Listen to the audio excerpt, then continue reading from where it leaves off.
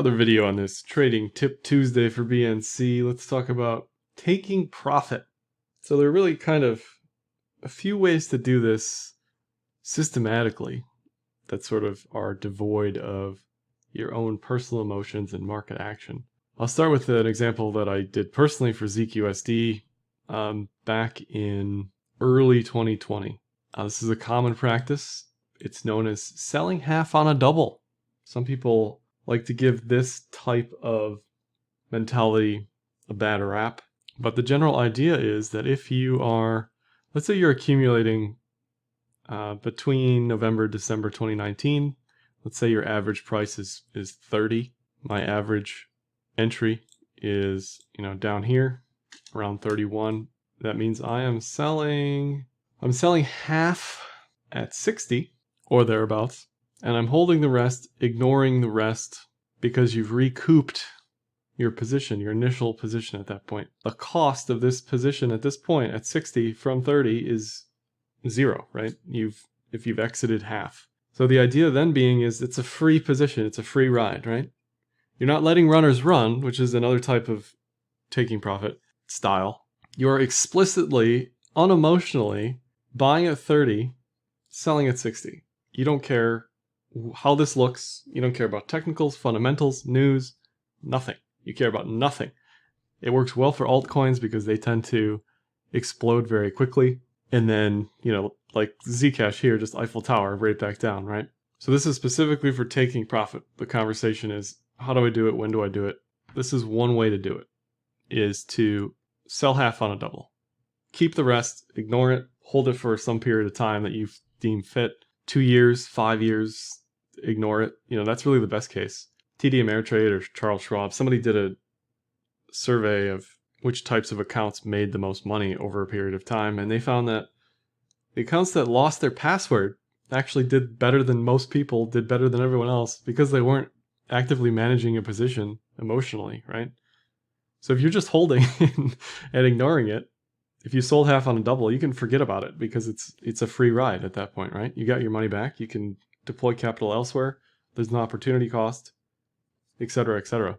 That's one way to do it. Another way to do it is to just sell everything on a double. If you don't like me, if you can't stand Zcash but are bullish on price at the time because of specific technical reasons, because of a multi-month bullish divergence or whatever you want to think about, right?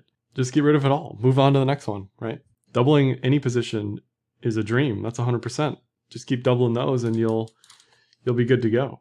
If we talk about the next style, which is patient and more of a long-term type of style, a slow going style, right? You are not a day trader in this case. You are more of an investor. Let's say you're accumulating some position. You're dollar cost averaging, right? Let's say you're dollar cost averaging. I'm just going to pick a chart. This is Aave because it's a good example. Let's say you were dollar cost averaging Aave, right? Somewhere between, it doesn't matter. Let's say you're buying Aave from 50 cents to $10 for multiple months, right? It's 2 years at this point.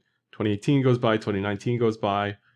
You don't care that you're down a significant percentage. You believe in the project. You believe in all this stuff.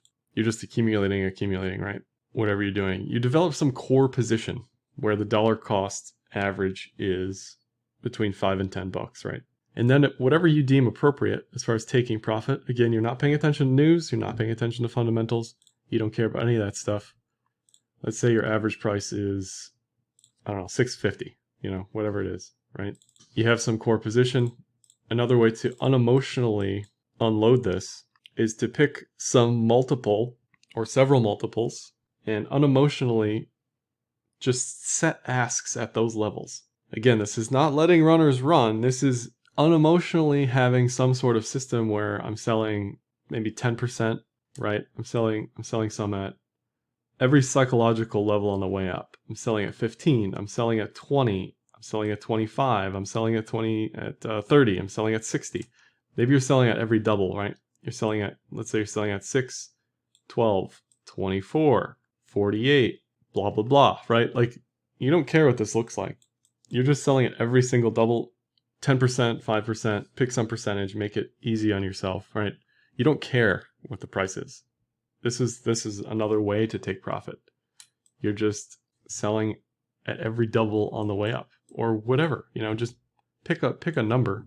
Obviously, this stuff doesn't go to infinity like Aave did, the crazy run Aave did. But I mean, there are plenty of examples of this. Link did this quickly. BTC obviously did this extremely quickly on a relative basis compared to legacy stuff over time. So if you're confident in something, a current example is like Uni. I say this a lot about these DeFi charts, right? Let's say you're accumulating Uni right now. Where am I going to take profit on my core position? The question you have to ask yourself is, where am I buying? When am I going to stop buying? And when am I going to start selling, right? Like, that's the mindset you have to have. You can't go into this thinking, oh, I'm going to watch this every day. I'm going to day trade this on the minute candlesticks, right? This stuff is barely half a year old, right? Like, who knows where this is going to go? Let's say it goes to zero tomorrow, whatever. What is your core position? What are you accumulating? When are you accumulating? Why are you accumulating? Do you believe in the project? Do you believe in the team, the community? I don't know, whatever.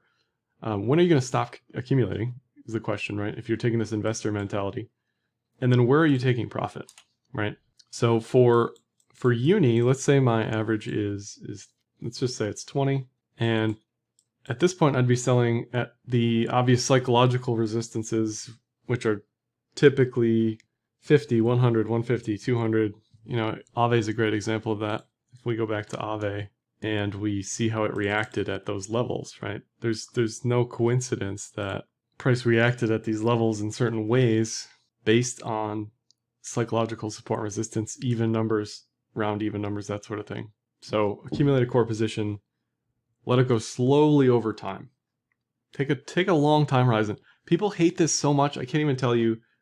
People hate this mentality because they are not patient. They do not understand how this works. This never crosses most people's minds, right? They want to go all in here. They want to go all out here. They want to go all in. Then the next thing, they want to buy this NFT and sell it tomorrow and get this top shot, right? Virtually nobody who's trading crypto has this mentality. So you will be a better trader because of it if you think about it like this. You take this long time horizon. If you're accumulating this stuff and just letting it go slowly over time, right? That's another way to take profit. Let's talk about a different way to take profit. Let's talk about letting the runners run. Let's go talk about Alligator Fractal. Pick some trend indicator. I talk about the cloud a lot, so I'm not going to talk about that right now, but that's another good one. Let's talk about Alligator Fractal. Letting the runners run.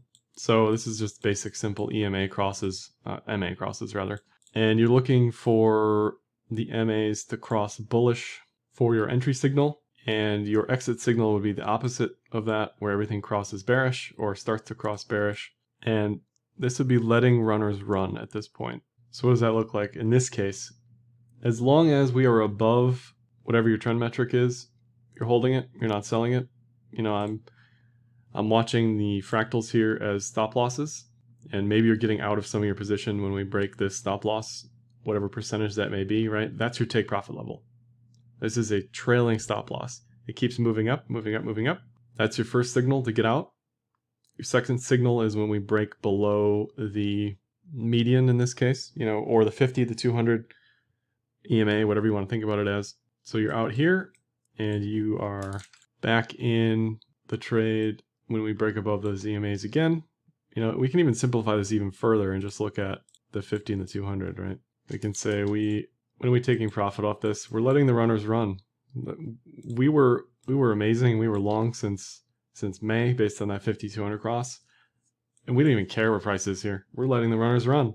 We're not taking profit until this sucker crosses on itself again. That may be a 50% drawdown from here. Doesn't matter, right? We don't care because you're letting the runners run based on technicals, right? Based on specific technicals of this chart, we are letting this play itself out. Now that doesn't always work out for you. You can backtest this and see how that looks, right? The idea between letting runners run on trends is that the big Mac Daddy trends are going to pay for themselves when this stuff fizzles out on the little percentage moves. Let's say you were short here, you get out of your short here, you're basically, that's a loss, right? That's for a loss. You're short somewhere around 7.2, you're out of your short somewhere around 9.3, right? Then it goes against you again if you're long. Then it goes against you again when you're short, right? So this is a great example of the problems with using this trading mentality. The negative, the downside, right, is letting the runners run like this. But if you're taking profit only when this crosses, the idea is, again, that this massive trend, right? This is, at this point, 470%. The winners should pay for the losers by several multiples on backtesting if this works out. That's another way to take profit. Let's talk about one other way to take profit, which is, for me, chart patterns. There's one active right now on ETH. You have to know a little bit more about technicals. You can backtest this as well. You can look at tons and tons and tons of these. I post them all the time on Twitter at Carpe Noctem.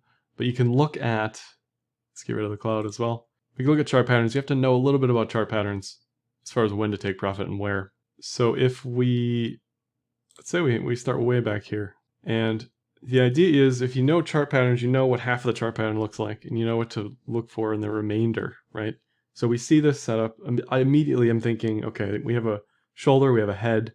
If we get another level here, another shoulder, then the expectation is that this will be a reversal setup, a bullish reversal setup with this exact take profit levels between 19 and 2K.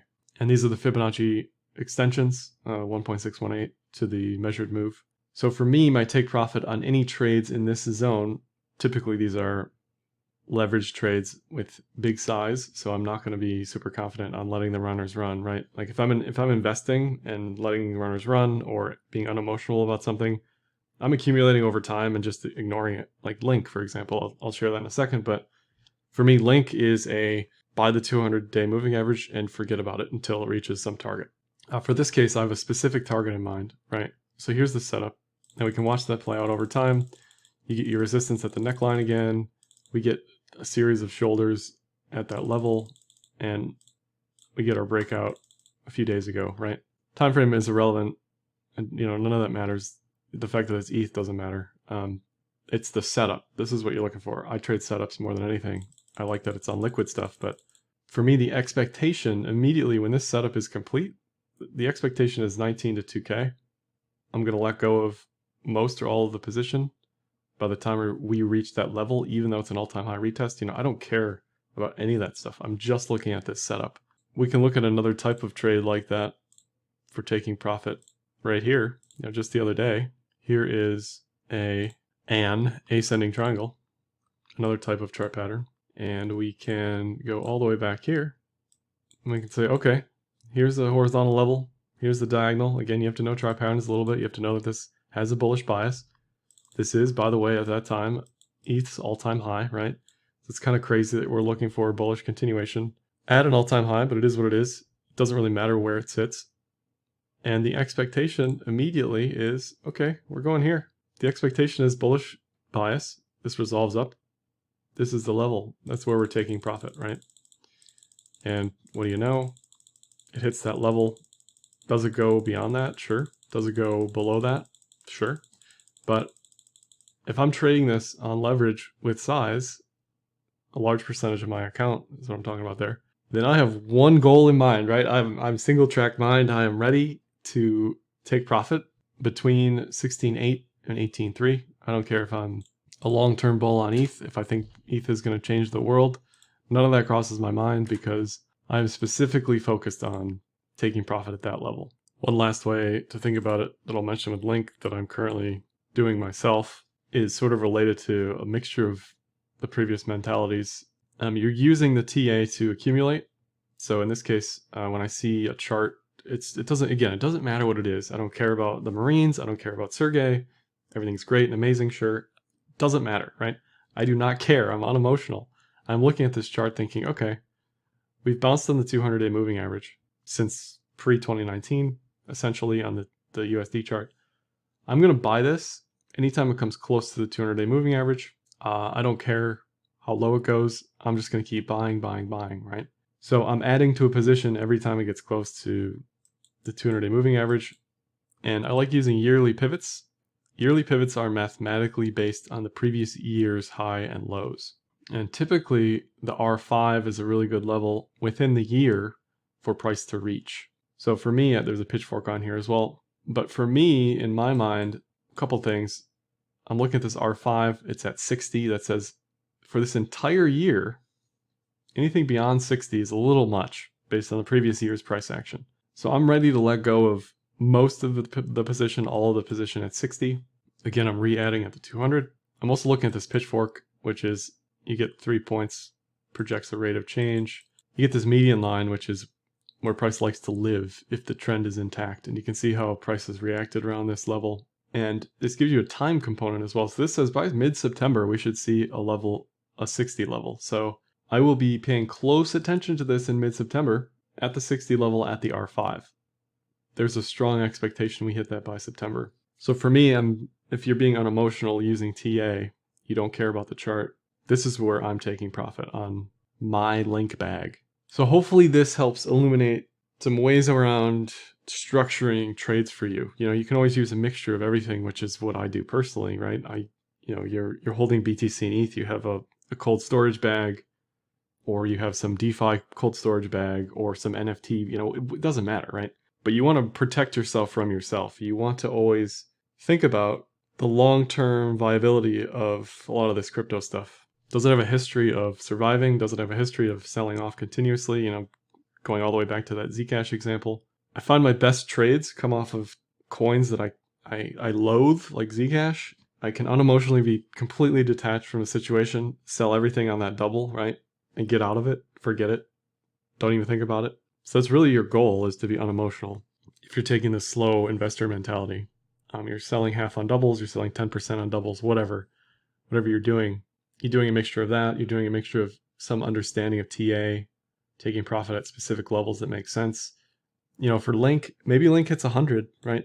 This year. That's certainly reasonable. 50 is reasonable. A 2x from here is reasonable. All this stuff is just simple math, right? That makes sense based on what are other people going to do, right? This is a 2x from 60. What are most people going to do when it's a 2x from 60? My guess is they're going to be selling, right?